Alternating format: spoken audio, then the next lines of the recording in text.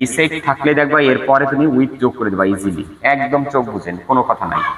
Lack of, lack মানে অভাব, of মানে নাই, তার মানে কোনো কিছুর অভাব অর্থ বোঝায় ল্যাক অফ। যেমন I have lack of modern knowledge, আমার আধুনিক জ্ঞানের অভাব আছে। তাহলে অভাব থাকা অর্থ বুঝাইলে আমরা ল্যাকের পর অফ থাকবো, অর্থাৎ পরীক্ষায় থাকবে তোমার ল্যাক, তারপরে তুমি শুধু প্রিপোজিশন অফটা বসিয়ে দেবা। আসো নেক্সট, অ্যাকশন এগেইনস্ট, কারো বিরুদ্ধে কোনো পদক্ষেপ গ্রহণ করা হচ্ছে, বিরুদ্ধ অর্থ বুঝাইলে অ্যাকশন এগেইনস্ট, এই এগেইনস্টটা বসা। এগেইনস্ট মানে হচ্ছিল যেমন হি ইজ এগেইনস্ট মি, সে আমার বিরুদ্ধে, তাহলে কারো কোনো বিরুদ্ধে বুঝাইলে ওইখানে ওই প্রিপোজিশন হিসেবে এগেইনস্ট ব্যবহার হবে। এটা ফ্রেজাল ওয়ার্ড, এটা প্রায় শব্দ দেখা যায়। অল ওয়ার্কস অফ লাইফ, সর্বস্তরের জনগণ, তাহলে এইখানে এই জায়গাটা গ্যাপ থাকে, অফের জায়গা। All work dash life, of life, এটা ফ্রেজাল শব্দ, এটা মনে রাখবা। কোঅপারেট উইথ, পারস্পরিক সহযোগিতা করা, অর্থাৎ কোঅপারেট দেখলেই তোমরা সেখানে উইথ যোগ করো, তার মানে হচ্ছিল পারস্পরিকভাবে একে অপরকে সাহায্য সহযোগিতা করা। আচ্ছা, তারপরে নেক্সট আসি আমরা, অ্যাওয়ার অফ, সচেতন হওয়া। You should aware of your duty, তোমাকে তোমার দায়িত্ব সম্পর্কে সচেতন হতে হবে। তার মানে অ্যাওয়ারের পর অফ দেখলে বুঝবা যে এখানে ওয়ারের পর গ্যাপ দেখলে তুমি ওখানে অফ যোগ করে দিবা। We are not aware of our duty, আমরা আমাদের জ্ঞান নিয়ে সচেতন নই। উই আর আনঅ্যাওয়ার, আনঅ্যাওয়ার আর অ্যাওয়ার একই। We are unaware of the rules of health, স্বাস্থ্যর যে নীতি আমরা নিয়ে অসচেতন। এই ক্ষেত্রে আমরা আনঅ্যাওয়ার ব্যবহার করতে পারি, অ্যাওয়ারও ব্যবহার করতে পারি। এই যে একটা শব্দ খুব important, indifferent to, indifferent to, উদাসীন। যেমন most of the students are now indifferent to study, অধিকাংশ ছাত্রছাত্রী এখন পড়ালেখার ক্ষেত্রে উদাসীন, তাহলে সেক্ষেত্রে ইনডিফারেন্ট টু ব্যবহার করবো আমরা উদাসীন অর্থে। আচ্ছা, প্যাশন ফর, কোনো কিছু জন্য ভাবা আবেগ, প্রচুর আবেগ। I have no passion for this topic, আমার এই পেশায় কোনো প্যাশন নাই, ভালোবাসা নাই। তাহলে কোনো কিছুর জন্য আবেগ প্রকাশ করার ক্ষেত্রে আমরা প্যাশন ফর ব্যবহার করি, অর্থাৎ প্যাশনের পর ফর ইউজ করবো। খুব ইম্পর্টেন্ট, এই রুলস গুলো যদি কেউ মনে এখান থেকে যদি কেউ পড়ে দিতে পারো, এই অ্যাপ্রোপ্রিয়েট প্রিপোজিশন গুলো, পরীক্ষার হলে আমি গ্যারান্টি দিয়ে বললাম তার 60% কমন করবে। Accustom to, most of the যে ওয়ার্ড গুলো আসছে কমন, আমি সেগুলো সিলেক্ট করে এখানে তোমাদের দিয়ে দিচ্ছি আজকে। অ্যাকাস্টম টু, অ্যাকাস্টম টু মানে হচ্ছে অভ্যস্ত, কোনো কাজে কেউ অভ্যস্ত হলে সেটা। যেমন I am accustom two walk in the morning, আমি সকালে হাঁটতে অভ্যস্ত। I am accustom to study 10 hours in a day, দিনে আমি 10 ঘন্টা পড়তে অভ্যস্ত। তাহলে অভ্যাস করা অর্থ আমরা অ্যাকাস্টমের পর টু বসাবো। অ্যাভার্স টু, অ্যাভার্স টু হচ্ছিল বিমুখ, কোনো কিছুর প্রতি তার আগ্রহ নাই। কারণ we are averse to hard work, আমরা কঠোর পরিশ্রমের প্রতি বিমুখ।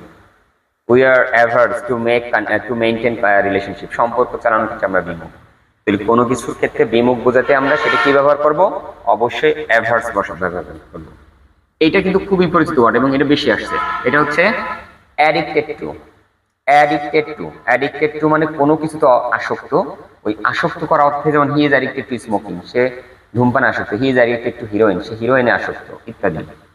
আচ্ছা, ইউজ টু, অতীতের অভ্যাস ব্যবহার করতে আমরা ইউজের পর টু বসাই। যেমন I am use to, I am use to, যদি আই এম ইউজ টু হয় তাহলে কিন্তু ভার্বের সাথে আইএনজি, এটা রাইট ফর্ম ভার্বের একটা রুল। কিন্তু যদি তোমার ইউজ টুর আগে যদি ই থাকে, বি ভার্ব থাকে, তাহলে ভার্বের সাথে আইএনজি, আর যদি একা থাকে তাহলে মূল ভার্বই বসবে।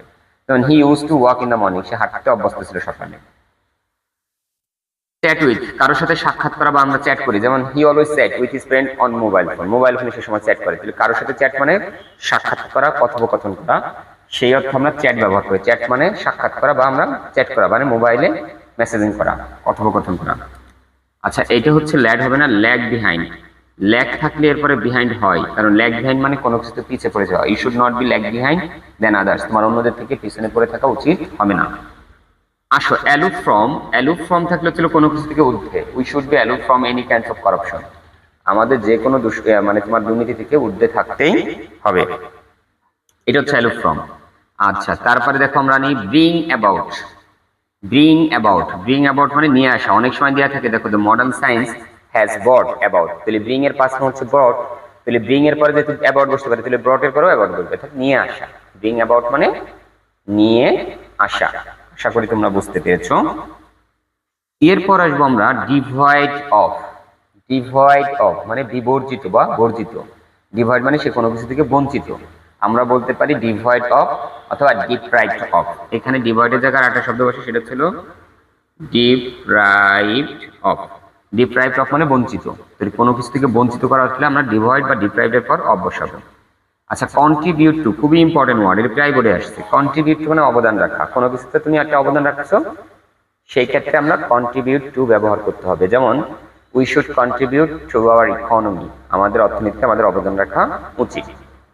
আচ্ছা, রোল ইন, রোল ইন মানে হচ্ছে ভূমিকা পালন করা। রোল ইন মানে ভূমিকা পালন করা। যেমন you should keep your role in developing your country, তোমার দেশের উন্নতিতে তোমার ভূমিকা রাখা উচিত। আশা করা বুঝতে পারছো। রিজাল্টিং, কোনো কিছু ফলে পর্যবসিত হওয়া অর্থে আমরা রিজাল্টিং ব্যবহার করা হয়।